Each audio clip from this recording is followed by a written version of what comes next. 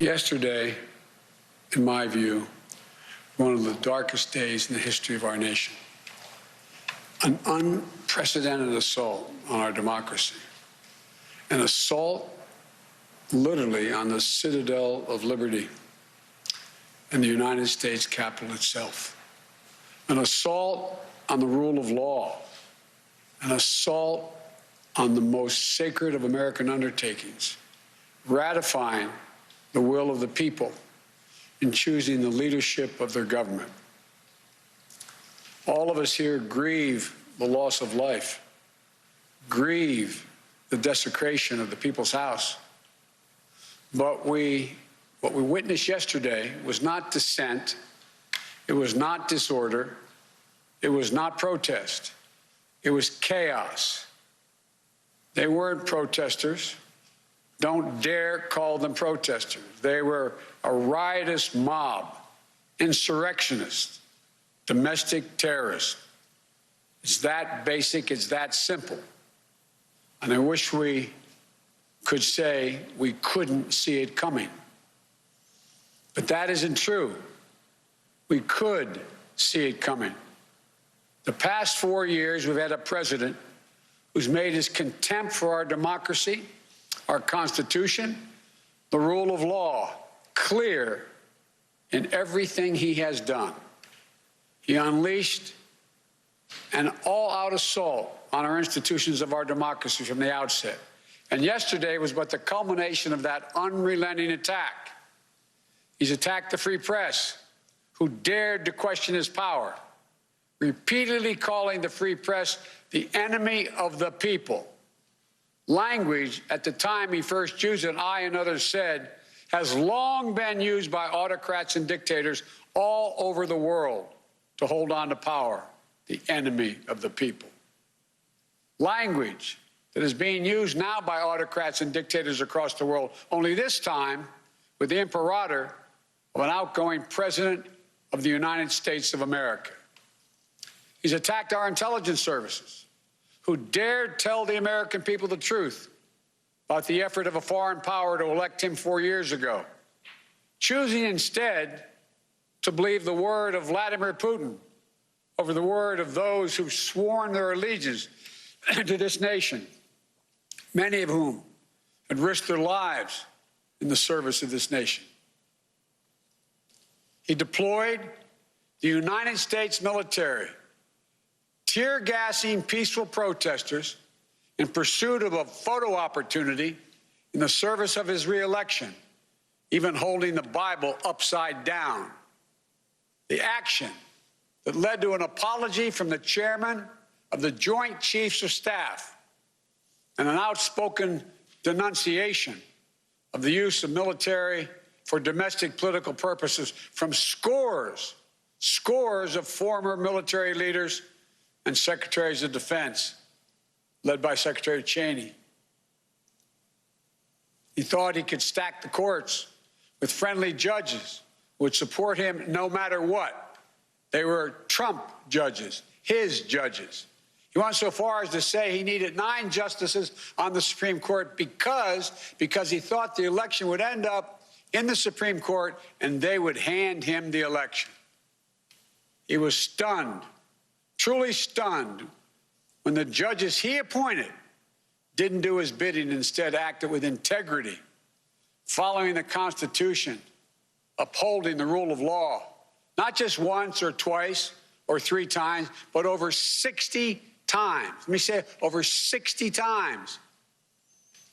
In more than 60 cases, in state after state after state. And then at the Supreme Court, as judges, including people considered, quote, his judges, Trump judges, use his words, looked at the allegations that Trump was making and determined they were without any merit.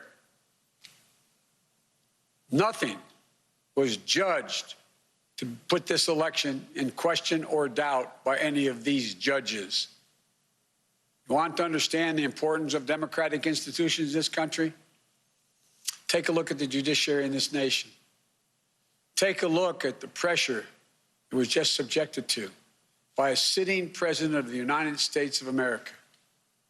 at every level, the judiciary rose to the moment during this election, did its job, acted with complete fairness and impartiality, with complete honor and integrity. When history looks back in this moment that we've just passed through, I believe it will say our democracy survived in no small part because of the men and women who represent an independent judiciary in this nation. We owe them a deep, deep debt of gratitude. And then there's the attack on the Department of Justice, treating the Attorney General as his personal lawyer and the department as his personal law firm. Through it all, we would hear the same thing from this president. My generals, my judges, my Attorney General. And then yesterday, a culmination of an attack on our institutions of democracy. This time, the Congress itself, inciting a mob to attack the Capitol, to threaten elected representatives of the people of this nation, and even the Vice President, to stop the Congress from ratifying the will of the American people in a just completed free and fair election.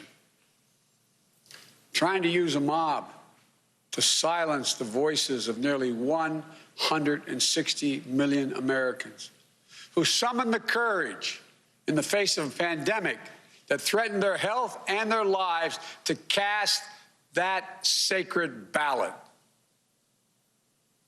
I made it clear from the moment I entered this race that what I believe was at stake. I said there was nothing less at stake than who we are as a nation, what we stand for, what we believe, what we will be. At the center of that belief is one of the oldest principles this nation has long held. We are a government of laws, not of men, not of the people, of laws. I said it many times in the campaign. Our democratic institutions are not relics of another age. They're what sets this nation apart. They're the guardrails of our democracy. And there's no president. That's why there is no president who is a king. No Congress that's a House of Lords. A judiciary doesn't serve the will of the president or exist to protect him or her. We have three co-equal branches of government. Co-equal. Our president is not above the law. Justice serves the people. It doesn't protect the powerful. Justice is blind. What we saw yesterday in plain view was another violation of the fundamental tenet of this nation. Not only do we see the failure to protect one of the three branches of our government, we also saw a clear failure to carry out equal justice. I don't know if you used to say in the Senate, excuse a point of personal privilege. A little over an hour and a half after the chaos started, I got a text from my granddaughter, Finnegan Biden, who's a senior in her last semester at the University of Pennsylvania. She sent me a photo of military people in full military gear, scores of them lining the steps of the Lincoln Memorial because of protests by Black Lives Matter. She said, "Pop, this isn't fair. No one can tell me that if had been a group of Black Lives Matter protesting yesterday, they wouldn't have been treated very, very differently than the mob of thugs that stormed the Capitol." We all know that's true. And it is unacceptable, totally unacceptable. The American people saw it in plain view. And I hope it sensitized them to what we have to do. We spend a lot of time deconstructing the news, trying to parse it into a form that everybody can understand. We try to find those little nitpicks where it flies above the fray, etc. If you really like these videos that we do, I want to ask a big favor. Please go ahead, number one, subscribe to our channel, and number two, please join if you can. Thank you so kindly for watching. Keep watching. Please remember to share. We must populate the entire internet with our progressive message, a message that we know is what most Americans say that they want. So help us, please join.